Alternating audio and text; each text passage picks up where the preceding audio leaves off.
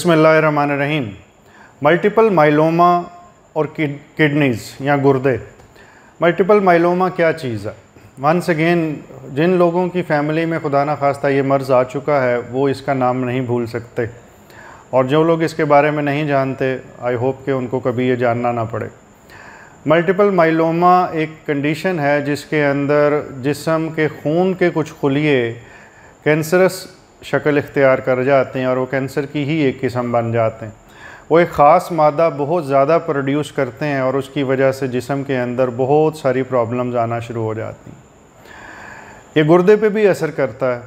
तो आज की वीडियो के अंदर इसकी अलामतें, कौन से टेस्ट करवाए जाएं और फिर क्या ट्रीटमेंट की जाए, इसके ऊपर बात करेंगे। हमारा मिशन और दुआ है मुकम्मल ज़िंदगी तमाम इंसानों के लिए। इंशाअल्लाह जिस्मानी और ज़हनी सेहत से रिलेटेड वीडियोस हम आप तक लाते रहेंगे। चैनल को सब्सक्राइब कीजिए ताकि ये इल्म आप तक पहुंच सके। तो नंबर 1, इसकी अलामात क्या हैं? मल्टीपल माइलोमा बजाते ख़ुद एक ऐसा मर्ज़ है जिसके अंदर हड्डियों के गूदे में से कुछ सेल्स जो उनसे हैं वो अपनी मर्ज़ी से एक ही किस्म की एंटीबॉडी बहुत ज़्यादा बनाना शुरू हो जाते हैं।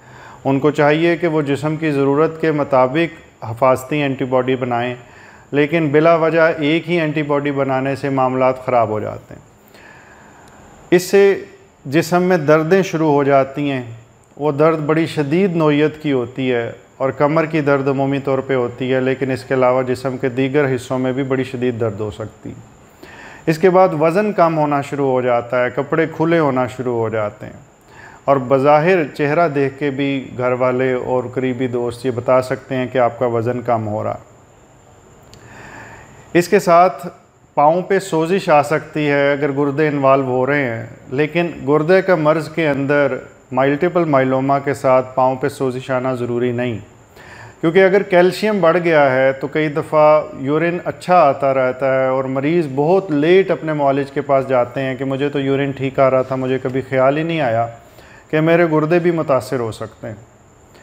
कैल्शियम के बढ़ जाने की जो अलामात हैं वो मैं कैल्शियम से रिलेटेड अपनी वीडियो में पहले बता चुका हूँ, लेकिन एक दफ़ा फिर दोहरा देता हूँ कि कैल्शियम जब जिस्म में ज़्यादा हो जाता है तो उसके साथ जिस्म में दर्द भी हो सकती है, बीपी भी बढ़ सकता है, कॉन्स्टिपेशन या कब्ज़ हो सकती है, नफ्सियाती कुछ मामला डिस्टर्ब हो जाते हैं, पथरी के मसाइल जो गुर्दे में हैं वो पैदा हो सकते हैं, और इस तरह की और बहुत सारी मामलात हैं जो दूसरी वीडियो में डिटेल से बताए गए थे।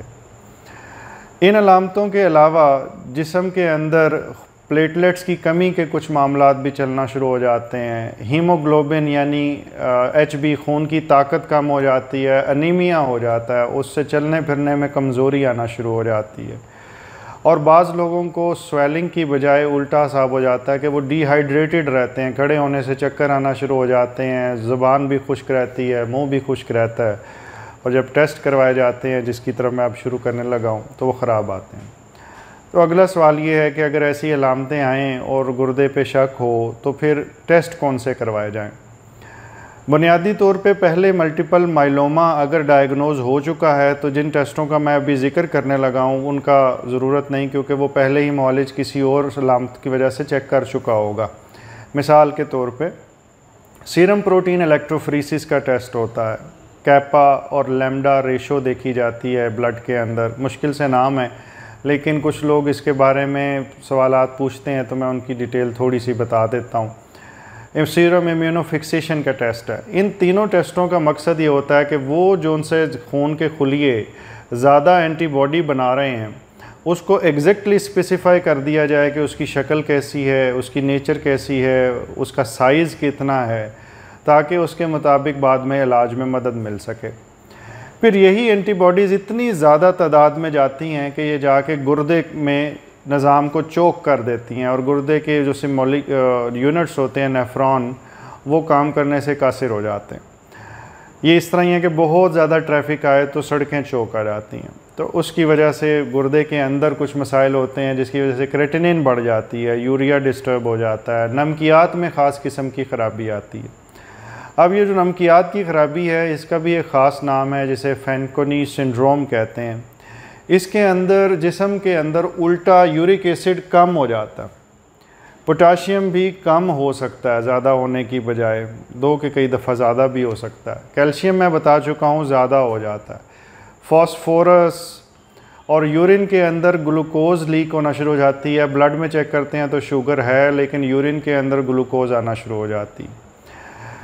अगर ये मामलात ना हो और बहुत सूरत हाल वाज़े ना हो तो ऐसी सूरत में अल्ट्रासाउंड करके गुर्दे का साइज़ देखते हैं, नॉर्मल है, और फिर गुर्दे की बायोप्सी कर दी जाती।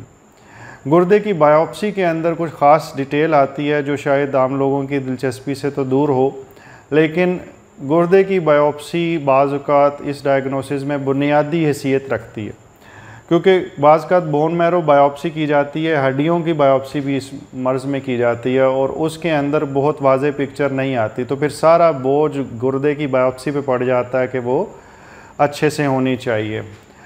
पाकिस्तान के अंदर और कुछ tertiary care third world countries के अंदर ये प्रॉब्लम है कि गुर्दे की बायोप्सी में जो स्टेन्स चाहिए होते हैं मुकम्मल तशख़ीस के लिए, वो पाकिस्तान के अंदर अमूमी तौर पे आसानी से अवेलेबल नहीं होते। कैपा लैम्डा स्टेनिंग के अंदर प्रॉब्लम होते हैं, फिर इम्यूनोग्लोबुलिन जो सी होती है उनकी सब टाइप देखने में भी प्रॉब्लम हो रही होती है। CBC की रिपोर्ट के अंदर हीमोग्लोबिन फॉल कर जाती है और बाज़ औक़ात प्लेटलेट्स भी फॉल कर जाते हैं। अब ये तमाम चीज़ें जो सी हैं, इन सब को इकट्ठा करके हम इस नतीजे पे पहुंचते हैं कि जिस्म में कैल्शियम ज़्यादा हो गई, गुर्दे फेल हो गए, अनीमिया हो गया और बोन्स के अंदर प्रॉब्लम आ गई, तो ये मल्टीपल माइलोमा हो सकता है। और फिर बोन मैरो की बायोप्सी की जाती है और उसमें प्लाज्मा सेल्स की तादाद 10% से ज़्यादा होनी चाहिए इस डायग्नोसिस के लिए। लेकिन ये एक आर्बिट्रेरी हिंसा है 10 का। अगर 9% है तो मल्टीपल माइलोमा फिर भी हो सकता है, लेकिन वी नीड टू अंडरस्टैंड कि बाकी चीज़ें सारी पूरी हों। आखिरी चीज़ फिर इसमें यह आ जाती है कि अगर ये हो चुका है तो फिर इसका ट्रीटमेंट क्या करें। तो इस तरह के तमाम अमराज के अंदर, जैसे मैं पहले कहता हूँ कि फिर गुर्दे के ट्रीटमेंट से ज़्यादा इम्पोर्टेंट उस मर्ज़ का ट्रीटमेंट है जिससे ये सारा फसाद इकट्ठा हो रहा है।